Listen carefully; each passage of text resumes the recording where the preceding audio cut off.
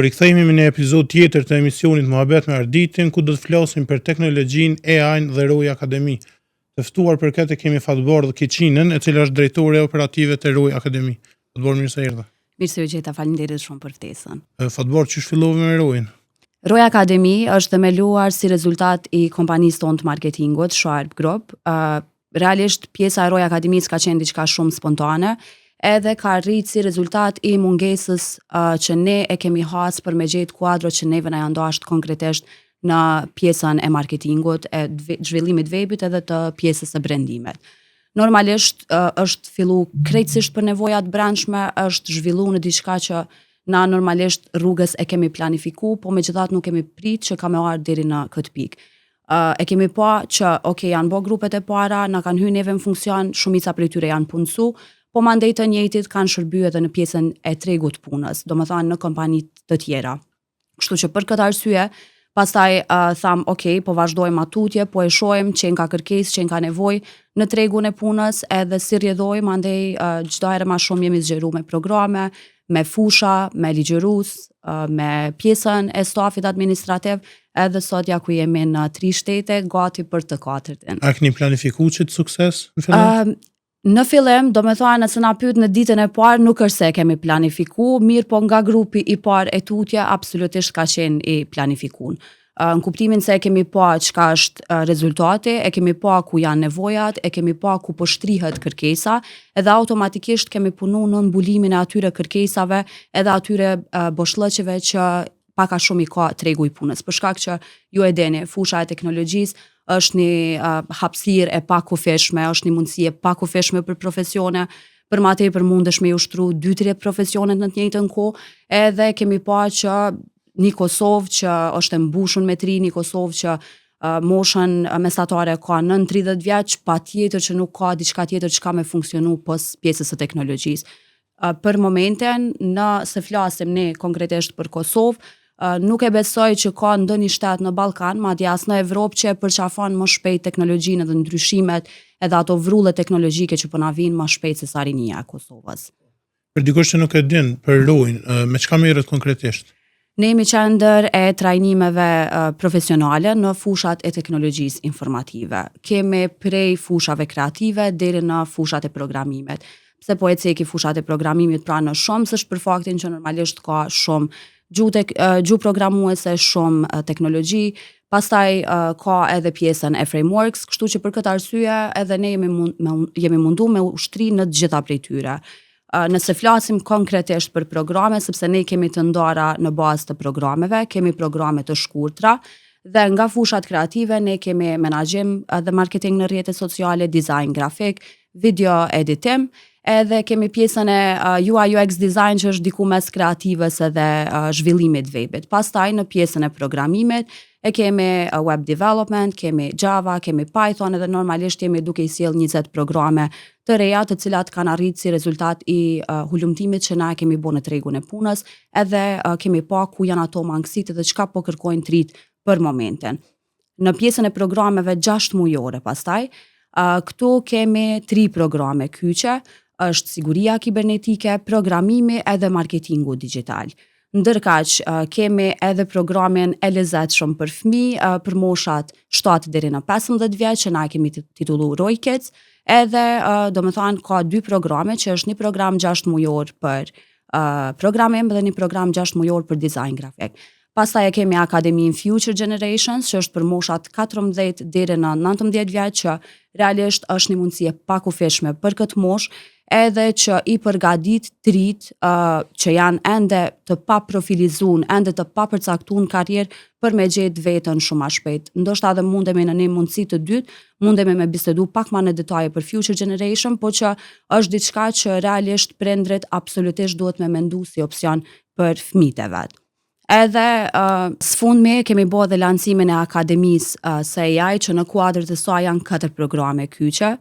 Është AI për programim, AI për siguri kibernetike, AI për data science, edhe është AI për business, marketing edhe content creation. Këto janë, domethënë, gjitha programet që për momentin ofrohen në Roy Academy në pikën në Kosovë, e normalisht pastaj ka ndryshime te pika e Shqipërisë edhe te pika e Maqedonisë së Veriut. Për shto tregut kështu. Po, patjetër. Për shembull, tazëm burimet njerëzore është një program që në Shqipëri ka kërkesë ekstreme që ne çdo muaj i bëjmë nga 4-5 grupe. Kurse në Kosovë normalisht interesimi është pak më i ulët, edhe pse këtu e kemi pa që është më i ulët për një program të shkurt, mirë po për akademinë e gjatë që e kemi bërë për burime njerëzore ka interesim të jashtëzakonshëm. Kështu që pak a shumë shkojmë tu e provu tregun edhe tu e pa çka ka nevojë tregu, pastaj tu e përshtat për kërkesat e tyre. Për dikon që do më orteroj, a ka kursa për fillestar, edhe në anën tjetër a ka kurse për të avancuar, dikush që veç kam rri deri në fazë, po që ato ndal. Po. Ne duke qenë që themi ka shumë programe normalisht që janë të përshtatuna për persona që veç janë brenda fushave, mirë po shumica dërmuese e programeve tona janë të destinuara për fillestar, për ata që dëshirojnë të fillojnë nga baza, edhe pastaj të bëhen pro në fushat përkatëse. A kemi programe që fillojnë pastaj në nivelet të dyta, sigurisht që po, ne për shumicën ndërmuese të programeve i ofrojmë edhe nivelet të dyta, edhe nivelet e avancuara, por që pjesa e AI që po e ofrojmë tash ka me qenë diçka që themi nuk ka me pas shumë të bëjë me fillestar që dojnë me nis direkt prej bazës, po për ata që për shembull nëse flasim për AI për programim, kanë me ardhur personat që i veç janë në programim, po dojnë themi nëse diçka deri tash ju ka marrë kohë 30 minuta, tashmë ju marr kohë 5 minuta. Domethënë pjesa e automatizimit, pjesa domethënë rregullimit proceseve të brendshme, pjesa e thjeshtësimit të punës që ata po e bëjnë. Diçka që deri tash është bo mekanikisht, tash bëhet në mënyrë automatike edhe thjesht pjesa e AI punon për ty. Krejt çka duhet është normalisht me e ndihmu pak, mja lehtësu vetës, do me thonë tu e funksionalizu edhe tu e fut në funksion AI që me punu për ty. Po. Nga përvojat që keni të ashteroj, cila gjuhë programimit është na kërkuar për studentëve?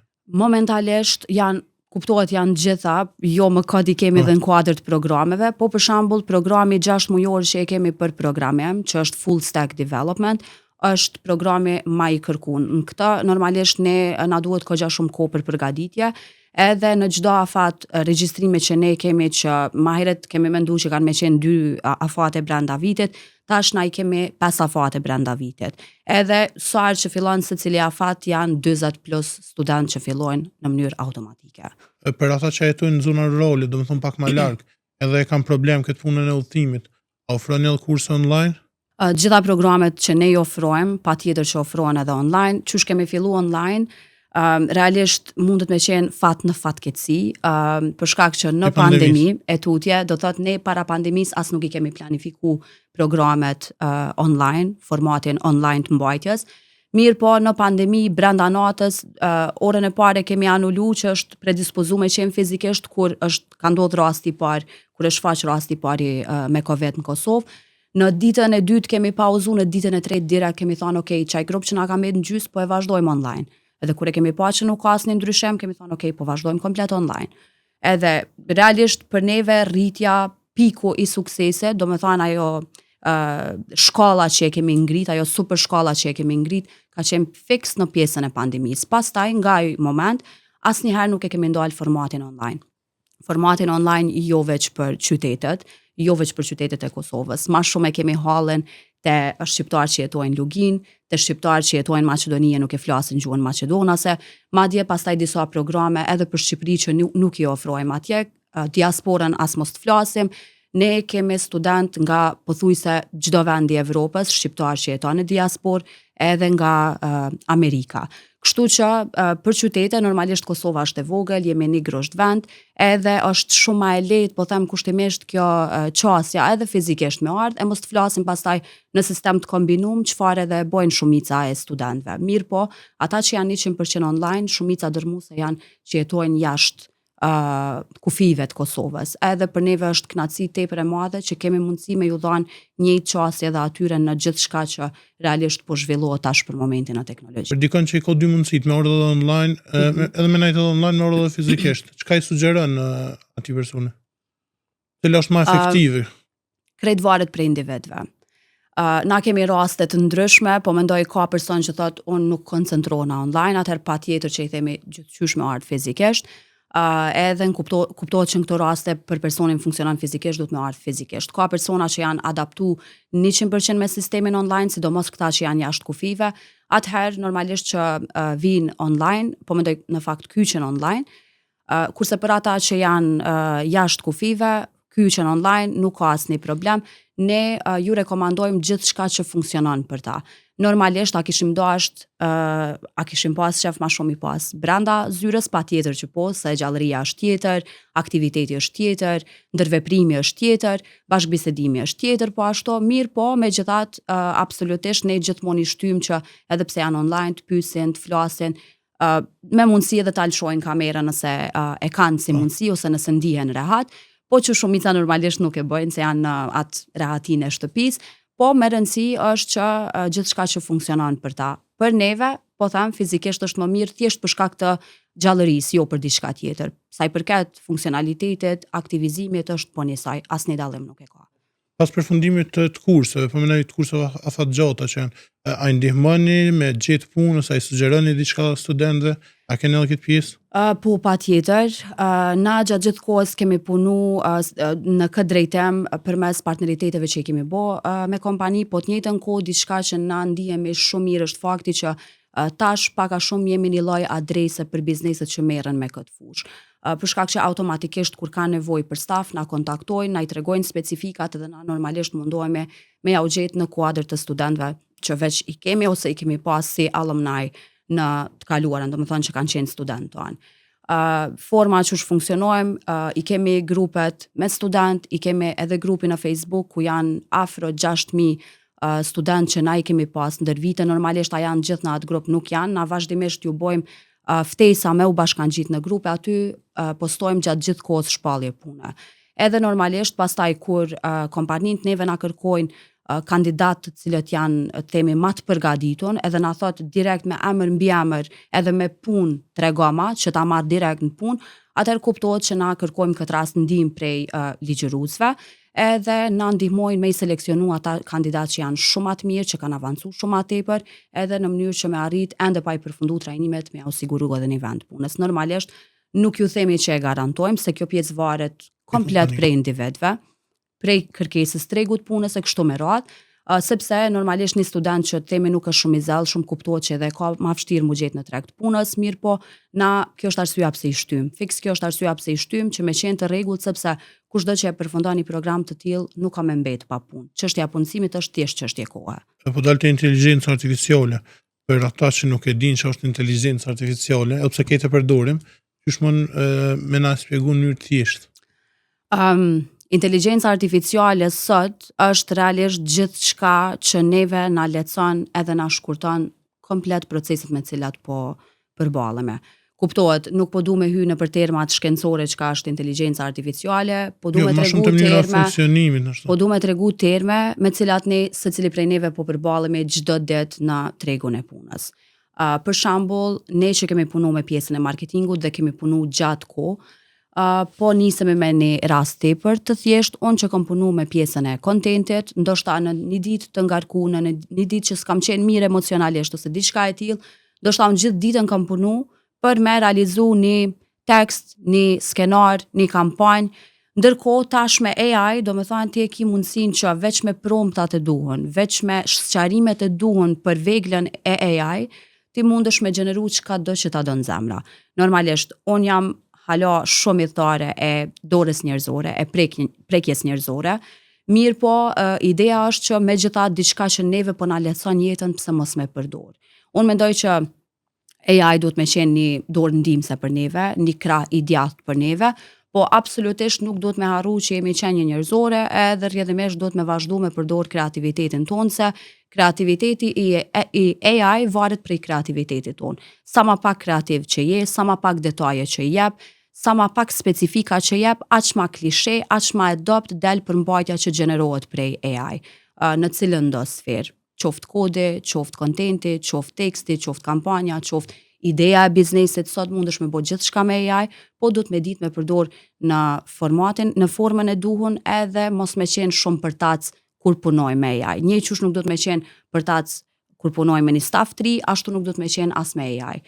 AI do të me përgatit, do më thanë deri në atë nivel që ty me të njoftë shumë mirë, nevoja tua me njoftë shumë mirë, që pastaj me qenë në gjendje me funksionu edhe me punu për ty, që duhet, kuptohet. Kjo një zhvillim Shqipërisë, nuk e dija e pe. Ministria e parë me AI, po, e pash madje ish bo dhe lajm global tash. Kështu që realisht ka qenë diçka e priton, në kuptimin jo ministria, po që ka më bo lajm global, pa tjetër që po, mendoj që pjesa, kjo është edhe diçka tjetër, normalisht Edi Rama është një super protagonist kur vjen shpreje kjo pjesa me qenë në fokus të medjave, madje edhe ndërkombëtare. Kështu që është diçka shumë e priton, sa e kuptova, sa e lexova. Ideja e ministrës e AI ka me qenë që me ull korrupsionin, duke qenë që qenjet njerëzore po korruptohen, ndërkaq kur vjen puna te vlerësimi, ajo ministre ka me bo vlerësimin e duhur në bazë të meritokracisë. Po mandej çka qysh tek ka me sjell, edhe qysh po e funksionalizon, ta shohim, është diçka interesante, qesharake po ashtu, patjetër që po, në fund ditës pse mos me qenë të partë për diçka. Po ku për a mund të më bo AI më i zgjumë se njeriu? Është kjo farfrika që po mbizotron të njerëz? Kjo është shumë e ndjeshme. Nuk e mendoj, në kuptimin, na kemi pas zhvillime gjatë gjithë kohës. Zhvillime teknologjike kemi pas gjithë kohës. Edhe kuptohet që njerëzit janë të predispozuar me u friksu prej diçkaje që nuk e njohin. Të tilla kanë qenë vaksina, të tilla kanë qenë, dhe nuk po flas për vaksinat e Covidit, edhe për vaksinat e mahershme, të tilla kanë qenë kurat që janë zbulu për smundje të ndryshme, e tillë ka qenë, do me thënë, ngjarja kur është shpik kompjuteri, kur njerëzit kanë filluar me përdor, e gjitha pajisjet teknologjike, e kanë pasur diçka shumë abstrakte, si diçka që njerëzit kanë lënë pa punë, pa buk, ka me u zhduk qenia njerëzore, kështu me radhë, mirë po, megjithatë ne kemi mësuar këtë kohë me funksionu me zhvillime teknologjike, edhe me zhvillime të çfarë dashme të tjera. Kështu që e njëjta ka me qenë edhe me AI. Nuk ka gjasë që AI me qenë ma të mençur se njerëzit, sepse në fund ditës është diçka që është kriju prej tyre, edhe rrjedhimisht nuk mundet me qenë, sepse atë sa zhvillohet AI, zhvillohet për shkak të njerëzve. Kështu që me zhvillimin e mendjes njerëzore ka me u zhvillu edhe AI. Atë sa zhvillohemi ne, atë zhvillohet edhe AI. Mendimi em kuptohet se tash do të me pa që shkojnë zhvillimet. Njerëzit nuk merren me teknologji dhe me AI, nashta pesoj frike se a priori njëri e ka një farë rezistencë ndaj gjithë shkojë të drejtë, që përmende. Çka i këshillon? A mundet mas 15 vjetë, nashta ai që nuk është nuk ka dije rreth AI, ose nashta që va larg 15 vjet, me ka një farë analfabeti funksional. Analfabet funksional, kisha thënë. Nashta jo analfabet, do me thënë nuk e besoj që ka me qenë deri në atë pikë, po ka me qenë një person që ka me pas shumë të vështirë për shtatjen me gjithçka që po zhvillohet. Ne kemi një gjenerat shumë të ndjeshme për momentin, do me thënë është kjo mosha 50-60 vjet, edhe besoj që e dini. Ta zom, kur ka ardhur për herë të parë kjo pjesa e kompjuterit, e pajisjeve teknologjike në përgjithësi në Kosovë, po më duket që kjo gjenerat, po flasim qysh prej para luftës në vitet e 90-ta, kjo gjenerat disi ka rezistu. Gjeneratat e reja e kanë përqafu me njëherë, ama kjo gjenerat i ka rezistu zhvillimet. Dhe çka po ndodh tash, e kemi këtë gjenerat që në kuptimin janë tri se jashtë, i përdorin shumë mirë krejt vegla teknologjike, krejt pajisje teknologjike. Mirë po, kjo moshte ne ka nevojë për ndihmë, ka nevojë për asistencë kur vjen në pyetje ndihma për me përdor teknologjinë. Edhe paka shumë e njëjta mendoj që ka me qenë edhe për ata që tentojnë me i rezistu AI. Nuk mundesh me i rezistu diçkaje që është aktualitet, diçkaje që veç sa ka filluar dhe ka me u zhvilluar dhe nuk e dim ku e ka limitin e zhvillimet. Kështu që unë gjithmonë ju them edhe studentëve që mbjen me fol me ta, e gjithmonë ju them edhe ligjëruesve, ju lutem ja transmetoni këtë pjesë, dhe ata janë shumë të vetëdijshëm që nëse tenton një farforme me rezistu, domin kryesor kemi ja bo veç vetës, pse se ty në treg të punës ti kërkojnë si njohuri. Kështu që ti duhet me i pas, edhe duhet me u përshtat me kërkesat në mënyrë që po them kushtimisht mos me të shkel ajo rrota e teknologjisë. Kështu që përshtatuni me gjitha zhvillimet që po bëhen, a kanë me qenë aktuale, a kanë me qenë të vazhdueshme, a kanë me qenë momentale, qysh ka me qenë zhvillime, këtë pjesë nuk e dim. Qysh po e shohem, janë këto për me qëndru. Pra, edhe nëse nuk janë për me qëndru, prap është mirë me qenë të përditësun, se në fund ditës kemi arrit që nesër gjeneratave tashme mju të regu që kjo është bo në kohën kur kam qenë unë i ri edhe i kemi apliku krejt këto. Po besoj që nuk ka me qenë asë nevojshme kjo për shkak që gjenerata e re, gjeneratat që po vinë mas neve, patjetër kanë me u përballë me këto ndryshime. Edhe ata kanë me u përshtat njëjtë çush jemi përshtat na. Po ka edhe që po keq përdorin kështu AI, janë dy lojme që kanë marrë kështu vrull botëror, kanë marrë jehun botërore, ka një person që e vrau nonën e tij, edhe një vetvrasje që u bë ditëve të fundit. Që njëna pe indikacione ka edhe këshillat që i ka marrë me AI. Po. E shpesh me përdorin njerëz edhe për diagnoza, për smundje e tjera. A mundet me u përdor keq AI? Pjesa e AI patjetër që po, në kuptimin e thash ma herët AI për momentin nuk ka kufi dhe nuk e dim ku ka me përfundu. Fund ditës ato janë informacione që na i kemi vendos si njerëz, po flas qoftë verifikume, qoftë pa verifikume. Mirë po, ideja është që qenjet njerëzore duhet me qenë pak ma të fuqishme se aq, edhe normalisht që jo vetëm rastet e tilla, jo vetëm rastet e vetvrasjes ose të tilla të ngjashme, mirë po ka plot raste të manipulimit fotografive, të videove që normalisht personat që po them nuk janë shumë të familiarizuar me AI e mendojnë që janë të vërteta, nga këtu pastaj nis urrëtia, nis shantazhi, nis fyrja e kështu me radhë, janë gjëra të cilat nuk e dim ku përfundojnë. Edhe rrjedhimisht a ka patjetër gjasë që me u keq përdor AI, sigurisht, sikur gjithçka tjetër. Mirë po, pra po them, duhet me fillu dhe mendoj shumë që duhet me fillu edhe në shkolla ose dhe me pas kurse të veçanta të edukimit për teknologjinë, përfshi edhe AI, që njerëzit me qenë të përgatitur për ato çka i prin një farforme, për ato me cilat kanë me u përballë në të ardhmen. Unë normalisht nuk jam eksperte e fushës, nuk jam eksperte e AI, jam përdoruese shumë e rregullt e AI. Kemi persona brenda stafit të cilët janë ekspert të AI, e kemi domethënë trajneren që është Leonora Shaqiri që na e kemi sjell prej Anglisë, e lindun e rritun atje, kemi sjell për me i kriju programet e para të AI edhe me i ofru për Kosovë edhe ma gjerë. Mirë po, ata kanë me qenë pastaj gjenerata që ndoshta kanë me ditë me na dhënë përgjigje shumë më të saktë për këtë pjesë. Por që a mendoj që është duke afektu edhe shëndetin mendor, edhe shëndetin fizik, absolutisht po. A mendoj që duhet me pas pak ma shumë kontroll në këtë pjesë, patjetër që po ta shohim tash, ndoshta me këto zhvillimet e fundit, kemi me pa çka kanë me ndryshu, çka kanë me përditsu, themelust e platformave të AI. Tash e kena në shkollë, domethënë shumë nxënës e bëjnë detyrat me AI. Derisa temat e diplomës, punimet e diplomës i bëjnë me AI. A mundet kjo me u konsideru si një farë copyright i kështë, a mundet me u konsideru si punim original?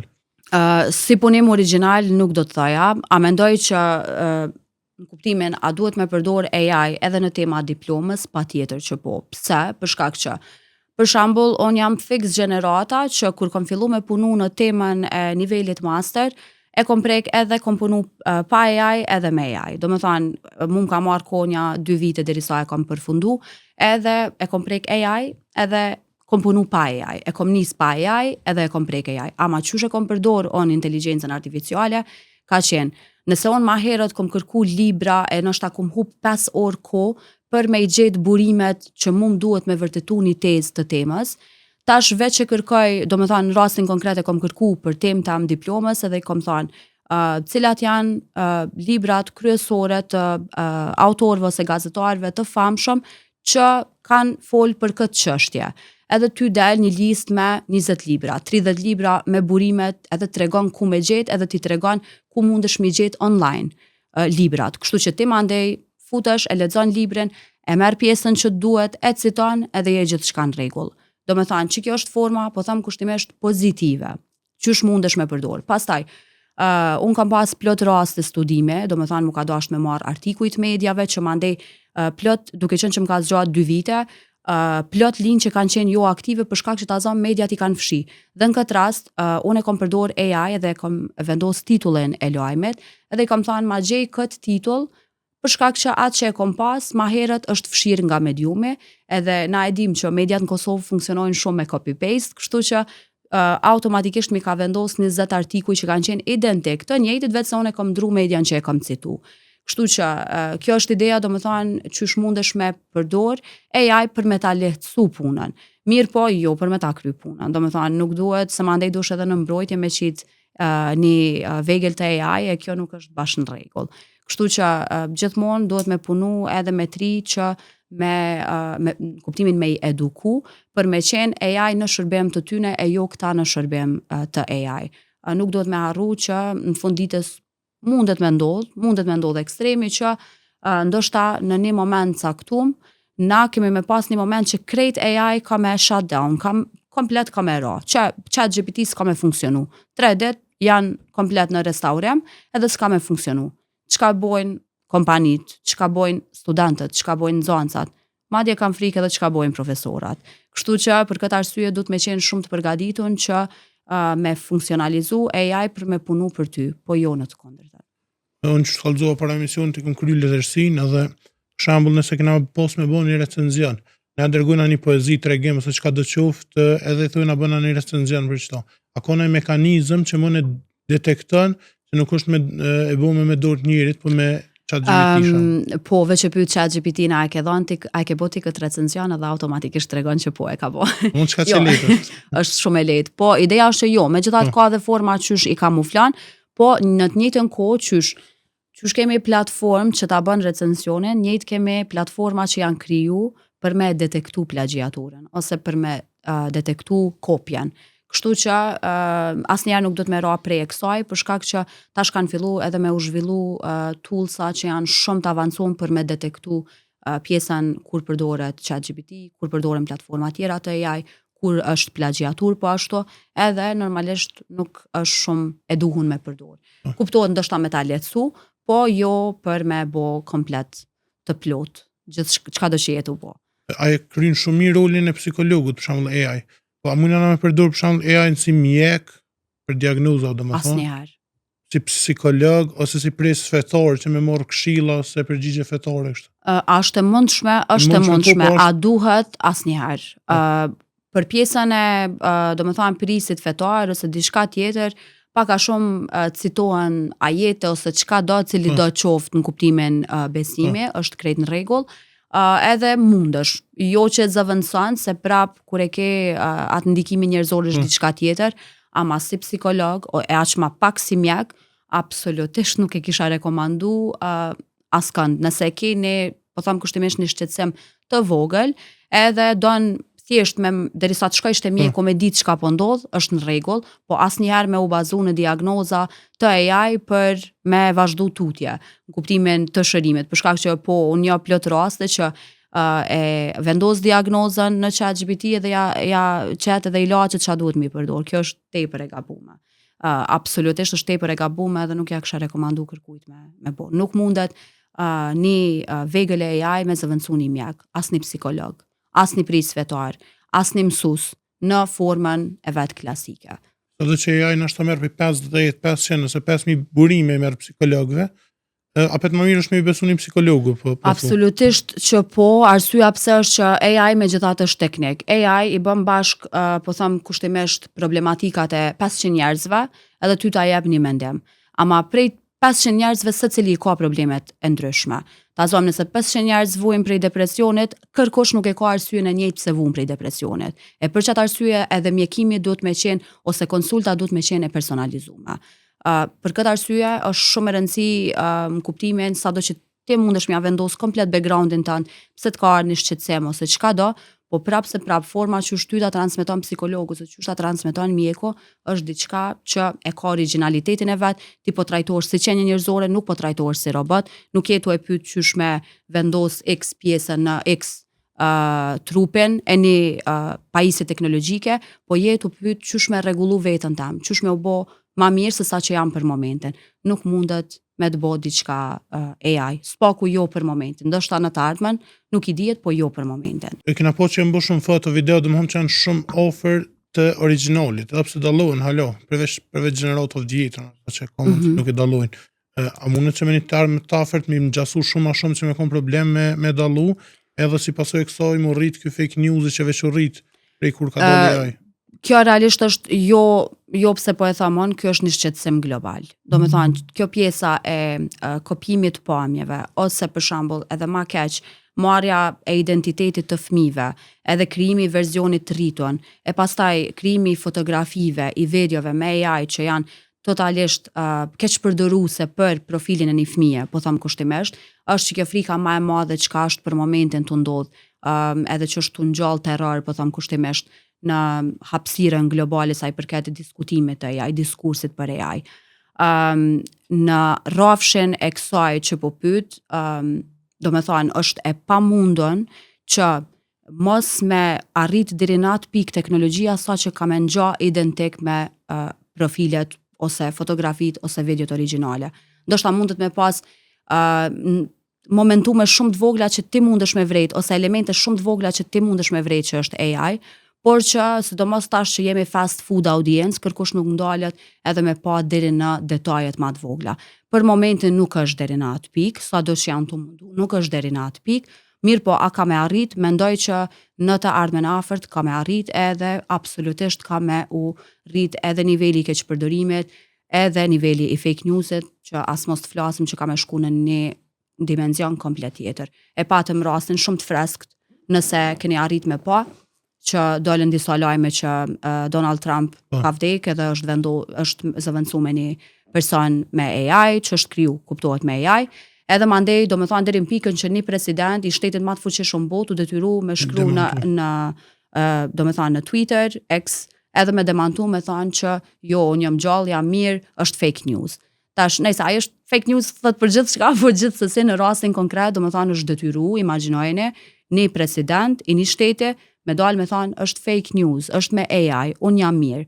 Do me thonë që kjo është shqetësime që ka me na pri edhe në vitet në vijim. Shumë njerëz janë friksu kur ka dole AI, do me thonë shumë gazetorë janë zëvendësu me AI, sidomos në vendet më të zhvillume. Tash një ministreve që po në Shqipëri. Personalisht a e friksu që mundesh me met pa punë?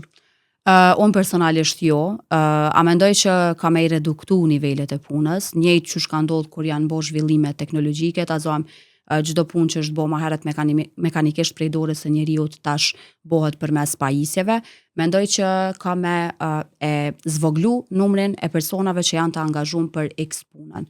Personalisht, mendoj që puna jam konkrete nuk mundet mu zëvendësu, sepse është punë menaxheriale, është punë kreative, është punë që don shumë critical thinking, do me thonë mendim kritik, edhe analizë thellë, edhe dikush që është shumë brenda ngjarjeve, dikush që është shumë brenda zhvillimeve nuk mundet me u zëvendësu. A mundet me u zëvendësu një person që themelon diçka, jo se atë gjë do të me themelu dikush.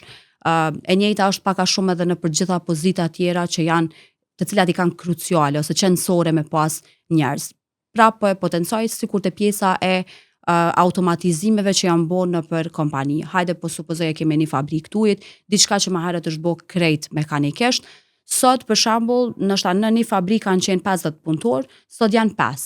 Sepse ata 5 duhet me lshu pullat, me ndal pullat, me pa nëse ka ndonjë problem pajisja, me pa nëse ka ndonjë defekt, diçka teknik me identifiku, me rregullu, kështu që kjo është pjesa që nuk zëvendësohet. Pak a shumë në secilin profesion është kjo.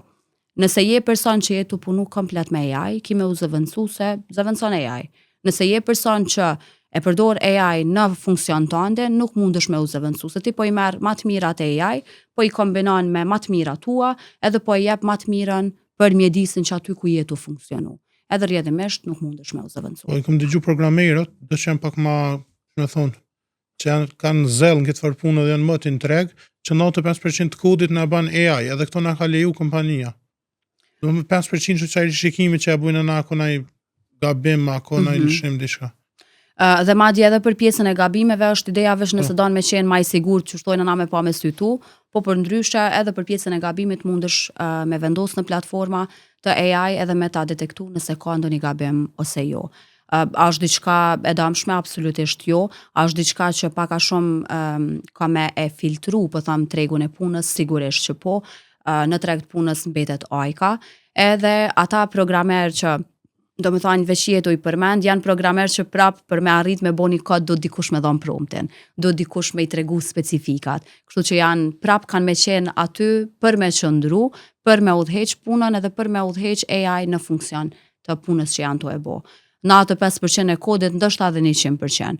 Mirë po, ideja është që me gjithat prap duhet dora njerëzore për mi dhonë komandat, për me udheq AI. Me punu për gjithë. Faleminderit shumë që pranova ftesën dhe keni në studio. Faleminderit juve, ju dëshiroj shumë suksese, kënaqësia ishte gjitha imja.